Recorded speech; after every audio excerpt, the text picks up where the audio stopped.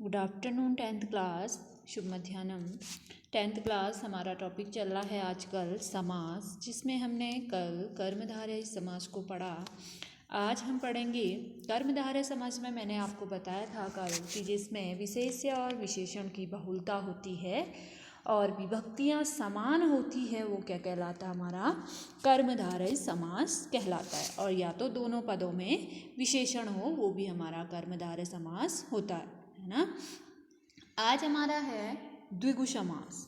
ठीक है, आज हमारा टॉपिक क्या है? द्विगु समास। द्विगु समास का जो सूत्र है वो है संख्या पूर्वो द्विगु। ठीक है, सूत्र क्या है? संख्या पूर्व द्विगु। ठीक है, संख्या पूर्व द्विगु। ठीक है, इसका अर्थ है कि जिस समास में पूर्व पद संख्यावाचक होता है वह हमारा क्या है? द्विगु समास कहलाता है। सबसे सरल समास है और बहुत ही सरल है कि आपने क्या देखना है, इसमें पूर्व पद क्या होती है? हमारी संख्यावाचक होती है। ठीक है, सूत्र के अनुसार हम याद कर सकते हैं कि द्विगु समास क्या है?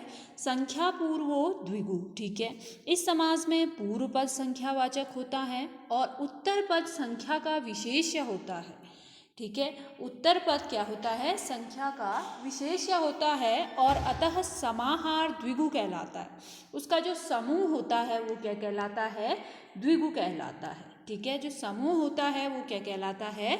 द्विगु कहलाता है। ठीक है, तो परिभाषा हम ठीक से देख लें कि इस समास में जो पहला पद होता है वो संख्यावाचक होता है और उत्तर पद संख्या का विशेष्य होता है। जो बाद का पद होता है वो संख्या का क्या होता है? विशेष्य, अर्थात उसकी विशेषता बताता है। ठीक है, अतः समाहार द्विगु कहलाता है। जो इसका समूह होता है वो क्या कहलाता है? द्विगु कहलाता है। किस प्रकार से? पहले हम समास विग्रह करेंगे तो हमको पता लगेगा कि किस प्रकार से हम द्विगु समास में संख्यावाचक है और उसकी उत्तर पद का विशेष्य है और अतः जो समाहार है वो द्विगु है। किस प्रकार से? तो देखते हैं। जैसे पहला शब्द है समस्त पद में पंचवटी। ठीक है, पहला शब्द क्या है हमारा? पंचवटी। अगर हम इसका समास विग्रह करते हैं तो इसमें पंचवटी जो देखना है, पंच क्या है? हमारी संख्या है। पंच क्या है? हमारी संख्या है। अब इसका समास विग्रह होता है जहाँ पे हमने पंच लगा लिया कि पंच हमारी संख्या है, तो इसमें द्विगु समास है क्योंकि पहला पद जो क्या है? हमारा संख्यावाचक है। अब देखो, पंचानाम वटानाम समाहारः। जब हम विग्रह करते हैं तो द्विगु समास को इस प्रकार विग्रह करते हैं। पंचवटी को हमने विग्रह किया पंचानाम वटानाम समाहारः, 5 वटों का समूह, अर्थात 5 वृक्षों का समूह। ठीक है, वृक्षों का क्या है? समूह है। और वृक्ष कितने हैं? 5 हैं। तो उसकी विशेषता बताया कि वृक्ष कितने हैं? 5 हैं। ठीक है, समाहार अर्थात समूह। ठीक है, समाहार अर्थात समूह, अतः समाहार क्या कहलाता है? द्विगु कहलाता है। ठीक है, समाहार अर्थात समूह, तो ये क्या है? एक संख्या है। ठीक है, तो किस प्रकार से देखेंगे हम कि समास द्विगु समास क्या है? पहले तो संख्यावाचक देखा हमने, पंच क्या है? संख्या है, वटा नाम क्या है? उसकी विशेष्य है और समाहार है उसका समूह, अर्थात यह क्या कहलाता? हमारा पूरा मिल करके द्विगु समास कहलाता है। आया समझ में? इसमें हमने सबसे पहले ध्यान ये देखना है कि पहला जो पद होगा वो क्या होगा? हमारा संख्यावाचक होगा। पहला पद क्या होगा? संख्यावाचक होगा। जैसे पंचवटी है तो पंचानाम वटानाम समाहारा। ठीक है, 5 वृक्षों का समूह। हिंदी में अनुवाद लेते हैं तो क्या होगा? 5 वृक्षों का समूह। ठीक है, संस्कृत में हम समास पढ़े हैं तो विग्रह भी हमें संस्कृति में करना है। ठीक है, कोई अर्थ नहीं पूछा जाता है, सिर्फ समास विग्रह हमने संस्कृत में ही करना है क्योंकि ये संस्कृत के समास। ठीक हो गया। अगला है अष्टाध्यायः। ठीक है, अष्टानाम अध्यायानाम समाहारः। ठीक है, 8 अध्यायों का समूह। ठीक है, अध्याय कितने हैं? 8 है। तो 8 क्या है? हमारा संख्या है। समाहार अर्थात समूह। ठीक हो गया। 8 क्या है? हमारा अध्याय है, 8 अध्यायों का क्या है? हमारा समूह। ठीक है, तो अष्टा है तो अष्टा में क्या समास है? द्विगु समास, क्योंकि वह क्या है? संख्यावाचक है। अब है नवरात्रम। ठीक है, नवानाम रात्रिणाम समाहारः, 9 रात्रों का समूह। ठीक है, 9 रात्रियों का समूह, ठीक हो गया। तो नवा नाम जो शब्द है वो क्या है, हमारी संख्यावाचक है। अगला है शताब्दी, शतानाम अब्दानाम समाहार, ठीक है। शतानाम अर्थात 100, अब्दानाम अर्थात सालों, समाहार अर्थात समूह, 100 सालों का समूह, ठीक है। तो शब्दानाम जो शब्द है हमारा वो क्या है, हमारे संख्यावाचक है, ठीक है। शतानाम अर्थात 100, अब्दानाम अर्थात रात सालों, अब्दानाम अर्थात सालों, समाहार अर्थात समूह, ठीक है। फिर है पंचगतम, पंचानाम गवानाम समाहार, 5 गायों का समूह, ठीक हो गया। हर में क्या देख रहे हैं हम द्विगु समाज में, अगला पद क्या है हमारा, पूर्व पद संख्यावाचक है। त्रिलोकी जो शब्द है, त्रिणानाम लोकानाम समाहार, 3 लोकों का समूह, ठीक है। 3 लोकों, त्रिलोकी अर्थात जो त्रि शब्द है वो भी क्या है, संख्यावाचक है। लोकानाम अर्थात लोकों का समूह, ठीक है। समाहार का अर्थ क्या हो गया, समूह। फिर है चतुर्युगम, तो चतुर्युगम चतुर्ना युगानाम समाहार, 4 युगों का समूह, ठीक है। 4 युगों का समूह। समाहार जहाँ पे भी समाहार आएगा, समाहार का अर्थ होता है समूह, ठीक है। ये हो गया हमारा समूह। पहला हमने देखा संख्या, बीच में हमारा दिखा विशेष्य, ठीक हो गया। बीच में क्या दिख रहा है हमारा, विशेष्य। फिर हमारी संख्या, पहले हमारी संख्या है, बीच में विशेष्य है, लास्ट में हमारा क्या आ जा रहा है, सब पूरे जब हम समास विग्रह कर रहे हैं तो वहाँ पे क्या आ रहा है, समाहार, समाहार, ठीक है। तो ये हमारी पहचान है द्विगु समास की। अगला है त्रिभुवनम, ठीक है। तो त्रि है, त्रि हमारा क्या है, संख्यावाचक है। त्रिणाम वेणीनाम त्रिणाम भुवनानाम समाहार, 3 भुवनों का समूह, ठीक है।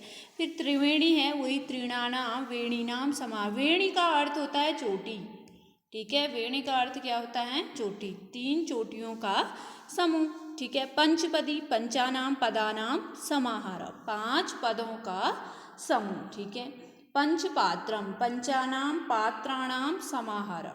तो जहाँ भी हम देख रहे हैं द्विगु समास में, जहाँ भी हमने विग्रह करा उसमें क्या निकला हमारा, पहला जो पूर्व पद है वो क्या निकला, संख्यावाचक, और दूसरा जो पद निकल रहा है वो क्या निकल रहा है, विशेष्य, और जो लास्ट का पद निकल रहा है वो क्या निकल रहा है, समाहार अर्थात समूह, ठीक है। ये है हमारा द्विगु समास, कोई कठिन नहीं है, पहचान है इसकी कि पहला पद हमारा संख्यावाचक हो, ठीक है। इसके बाद जो समास है दूसरा वो है द्वंद्व समास। अब हम पढ़ेंगे द्वंद्व समास, ठीक है। अभी हमने क्या पढ़ा, द्विगु समास, इसके बाद हम क्या पढ़ेंगे, अभी द्वंद्व समास। इससे पहले हमने द्विगु समास पढ़ा। अब द्विगु समास का सूत्र था हमारा संख्या पूर्वो द्विगु, ठीक है। अब द्वंद्व समास का जो सूत्र होगा वो होगा 4 थे द्वंद्व। द्वंद्व समास में क्या होता है, इसकी परिभाषा में देखते हैं हम। इस समास में आए हुए सभी पद समान विभक्ति के होते हैं। जो ये समास में आए हुए पद होते हैं वो समान विभक्तियों के होते हैं, ठीक है। इसके प्रत्येक शब्द के बाद विग्रह की अवस्था में चौ अक्षर का प्रयोग होता है।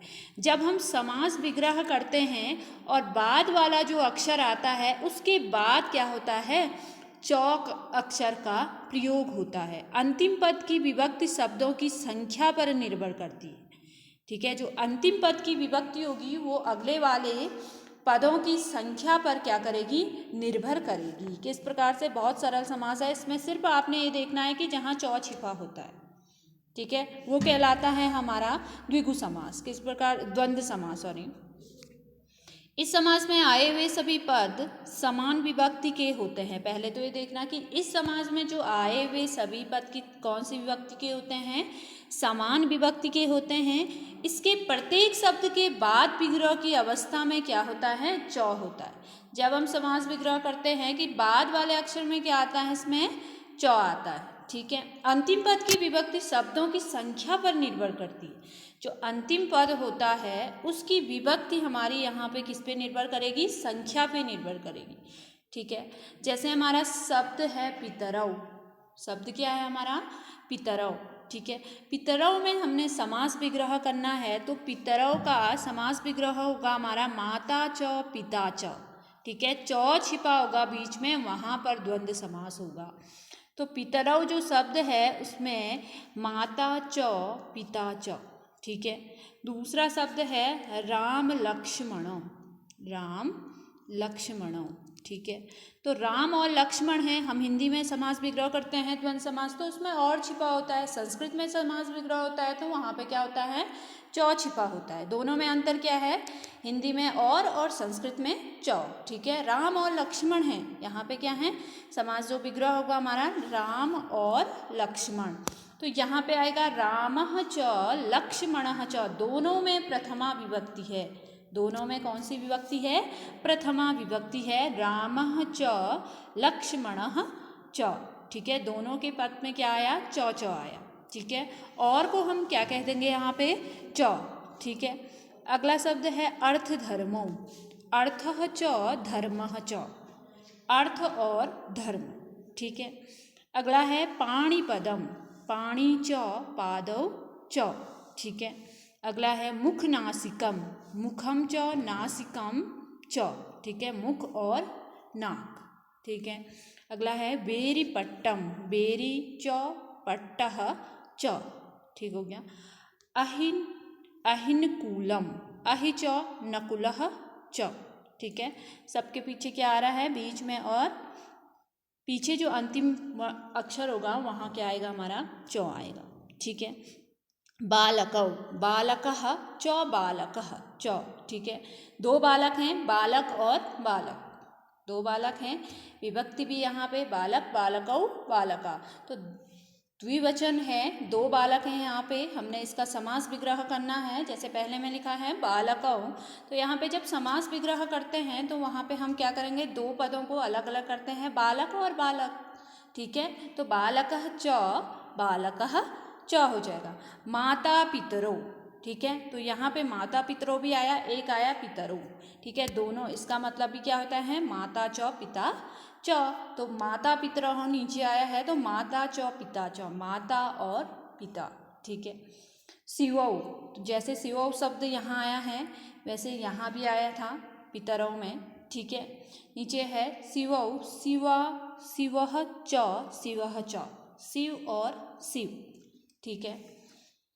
तो ये था हमारा द्वंद्व समास, ठीक है। द्वंद्व समास में विशेषता है कि च छिपा होता है, और द्विगु समास की विशेषता है कि पूर्व पद में क्या होता है, संख्यावाचक होता है। पूर्व पद क्या होता है हमारा, संख्यावाचक होता है। तो 10th क्लास आज हम द्विगु और द्वंद्व समास पढ़ेंगे, ठीक है। इसके बाद आपको अगले दिन अगला समास पढ़ाया जाएगा।